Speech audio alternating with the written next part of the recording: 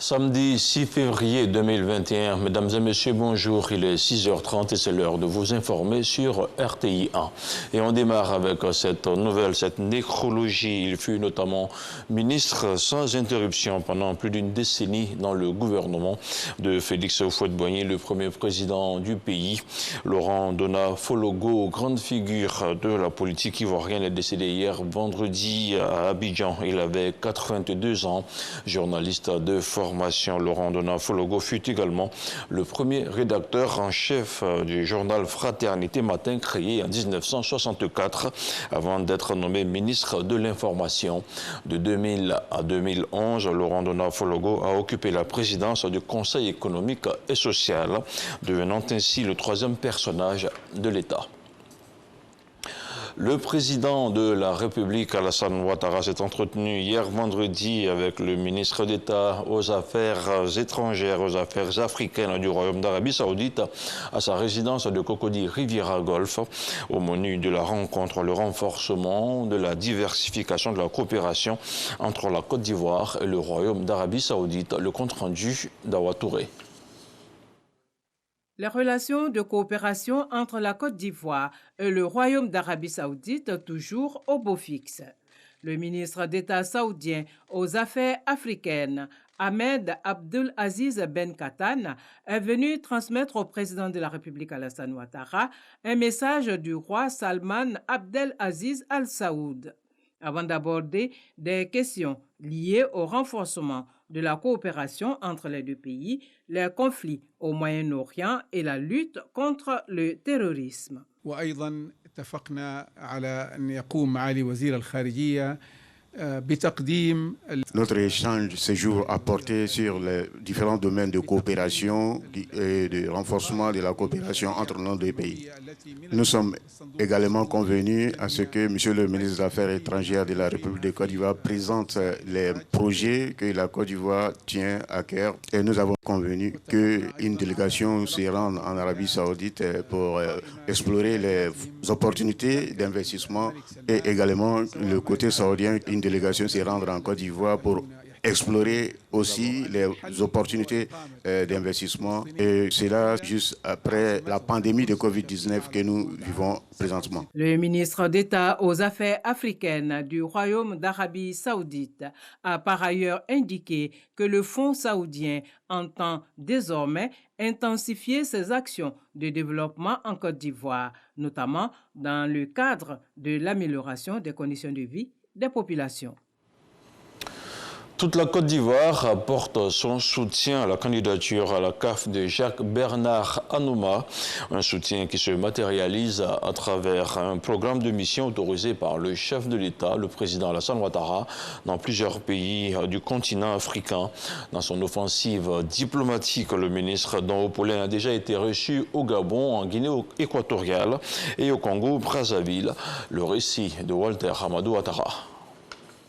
Cette première partie du plaidoyer diplomatique du gouvernement ivoirien permet au ministre des Sports, Paulin Claude Danho, porteur d'un message du président de la République, Alassane Ouattara, à ses homologues du Gabon, de la Guinée équatoriale et du Congo-Brazzaville, de solliciter le soutien des pays amis et frères dans le but d'apporter leur voix à l'Ivoirien Jacques Anouma.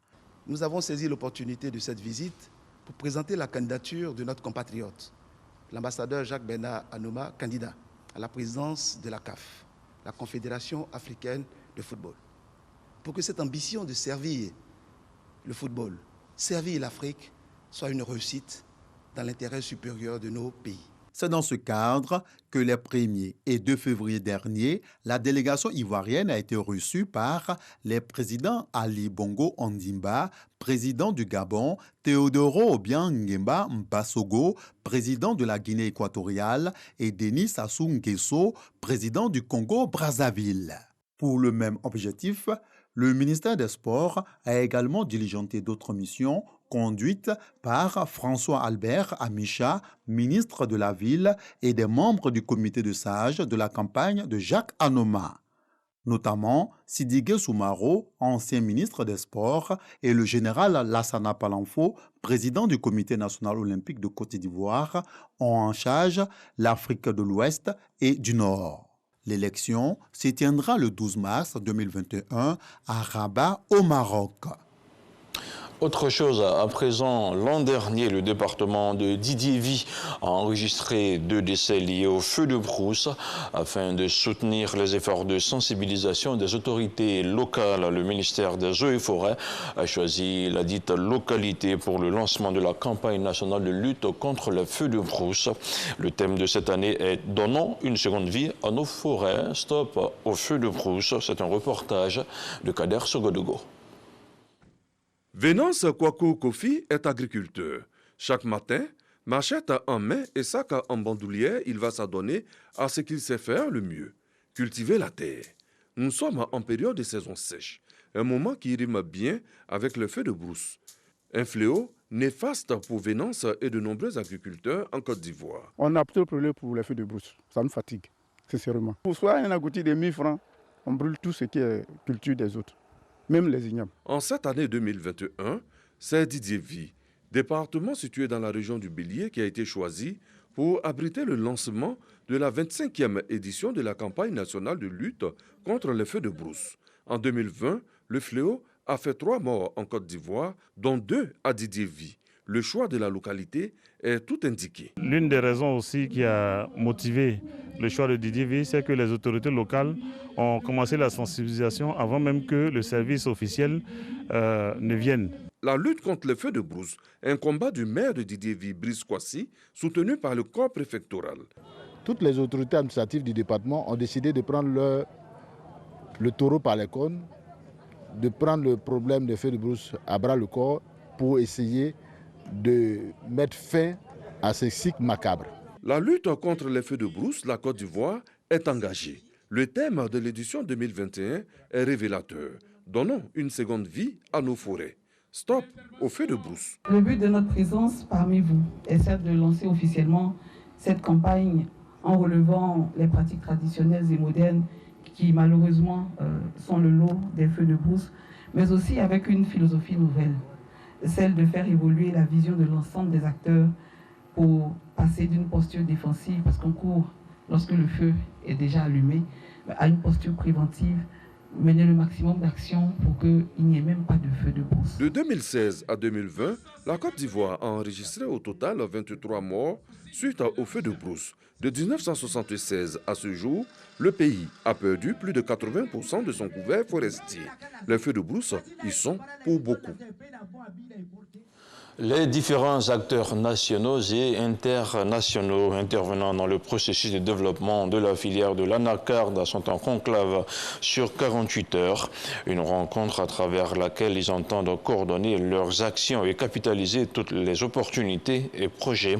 Des projets mis en œuvre par les partenaires en vue de relever ensemble les défis majeurs de la filière, singulièrement la question de la transformation. Le reportage de Noël Gnagno a retrouvé dans nos prochaines éditions. Et selon de récentes études, on recense 18 millions de nouveaux cas de cancer dans le monde entier, dont 17 000 nouveaux cas et 11 000 décès au compte de la Côte d'Ivoire. Nous parlons de santé. La lutte contre ce tueur silencieux continue donc. Dans le cadre de la journée mondiale contre le cancer, la rédaction de RTI 1 s'est penchée sur cette pathologie qui aujourd'hui, avec le développement de la médecine, n'est plus une fatalité à condition d'être diagnostiquée le plus tôt possible. Mieux vivre le cancer entre espoir et traitement, c'est un dossier préparé par Salimatou Dia. Mauvaise nouvelle est tombée il y a 5 ans. Denis s'en souvient comme si elle datait d'hier. En 2016, son médecin lui diagnostiquait un cancer. Le cancer, moi, pourquoi? Et puis après, une voix m'a dit, mais pourquoi pas toi? C'est une maladie comme toute autre.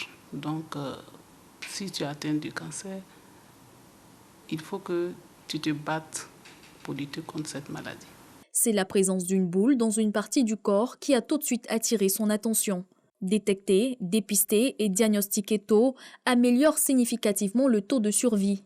Après plusieurs séances de chimiothérapie, il fallait alors pour Denise préparer un voyage à l'étranger. Après l'opération, elle m'a dit, pour la radiothérapie, tu vas aller peut-être au Ghana, tu vas aller. Puis je dis, bon, j'ai mon petit frère qui est en France, je vais voir si je peux y aller. Et j'étais en train de régler ça avec mon petit frère. Un matin, j'ai un coup de fil, et c'est le professeur Didi Coco. Elle se présente, elle dit, non, je vous appelle pour venir faire votre scanner pour la radiothérapie. J'ai dit, on fait la radiothérapie ici, elle dit, au CNRAO. Le CNRAO, le Centre national de radiothérapie Alassane Ouattara, venait d'ouvrir ses portes avec un plateau technique avancé. L'espoir est né alors chez des milliers de personnes. Déjà, sur quoi je m'appuie pour être positive, c'est d'abord sur les médecins. Ceux qui font le traitement, qui nous permettent d'avoir le traitement ici. C'est la première des choses. Parce que quand vous avez un bon médecin, vous êtes aux anges. Parce que quand le médecin vous comprend, ou le médecin vous suit, il s'inquiète même de votre santé. Que demander de plus? Denise est en rémission depuis 2 ans. Durant son traitement, elle a pu compter sur le soutien de Myriel, qui intervient dans les soins d'accompagnement au CNRAO. Guérie d'un cancer diagnostiqué il y a 14 ans, son vécu sert d'exemple à certains patients désespérés. Au centre, nous avons des activités, c'est-à-dire les groupes de parole où on échange entre les patients et tout ça. Donc on leur permet de venir participer à ces rencontres-là pour pouvoir mieux appréhender la chose. Mon expérience, par moment, j'explique pour pouvoir permettre à ceux qui n'ont vraiment pas d'espoir pour pouvoir surmonter la maladie. Comme elle, des figures connues mènent publiquement une lutte acharnée contre le cancer. Victorieuse du cancer, Agnès Crédit, journaliste, écrivaine, se servira de sa plume pour témoigner que le cancer n'est pas une fatalité et se guérit. 4256 patients ont été reçus au CNRAO, le premier service de radiothérapie du pays qui a pu éviter 1165 évacuations à l'étranger en raison des consultations et du traitement par radiothérapie qui augmentent les possibilités de guérison. Nous proposons des traitements médicaux du cancer. Parce que dans les traitements médicaux du cancer, c'est-à-dire les traitements qui passent soit en comprimé, soit en perfusion, il y a la chimiothérapie que tout le monde connaît, mais il y a aussi d'autres traitements qu'on appelle les traitements ciblés. L'État les a rendus, pour certains, gratuits pour la population. Voilà. Et autre type de traitement que nous proposons, ce sont les traitements par radiothérapie. Les 7431 cures de chimiothérapie réalisées ont répondu à un besoin de plateau technique pour plus de guérison ou, à défaut, vivre avec la maladie. Toutefois, le cancer reste une maladie difficile à accepter. Les formes les plus fréquentes sont les cancers du sein, de la prostate, du col de l'utérus, du foie et du côlon rectum. Face à la complexité du traitement dans certains cas, l'unité d'accompagnement des soins vient à point nommé. Nous avons des activités de psychologie, notamment des consultations de psychologie clinique et des groupes de parole qui sont des espaces de rencontre et d'échange entre personnes touchées par le cancer d'une part et les proches également d'autre part. Activités sportives, socio-esthétiques feront partie des innovations gratuites pour les patients. Le nombre de personnes en rémission, et je dirais en rémission complexe, c'est le terme qu'on utilise chez nous, est en nette augmentation depuis l'avènement de la radiothérapie. L'aspect financier peut aussi être un facteur de désespoir face à ce tueur silencieux. Le coût, par exemple, de la chimiothérapie dépend des médicaments qui sont utilisés et il y a ce que nous on appelle des protocoles, donc des médicaments en fonction des situations. La radiothérapie également, son coût dépend du nombre de séances. Pour se traiter d'un cancer, ça coûte cher. Mais à ça, l'État, en plus d'avoir mis en place ce plateau technique, a pris en charge pour plus de 252 millions. 134 000 francs, 610 francs. Tous ces éléments pour permettre justement d'allier l'accessibilité géographique à l'accessibilité financière. Selon l'Organisation mondiale de la santé, d'ici 2030, l'Afrique devrait enregistrer environ 1,6 million de nouveaux cas de cancer et 1,2 million de décès. Plus tôt, il est découvert, grandes sont les chances de guérison. On parle maintenant de la maladie à coronavirus avec les chiffres qui repartent à la hausse. Ces dernières semaines, le nombre de cas confirmés est à présent de 28 475, dont 1824 cas actifs. Abidjan demeure l'épicentre de la maladie, mais la transmission du virus s'étend désormais à l'intérieur du pays qui enregistre plus de 60 cas positifs. Je vous propose de suivre le point presse du ministre de la Santé et de l'Hygiène publique qui s'est tenu à Aboisseau hier vendredi. On retrouve encore une fois le compte-rendu de Salimatou Dia.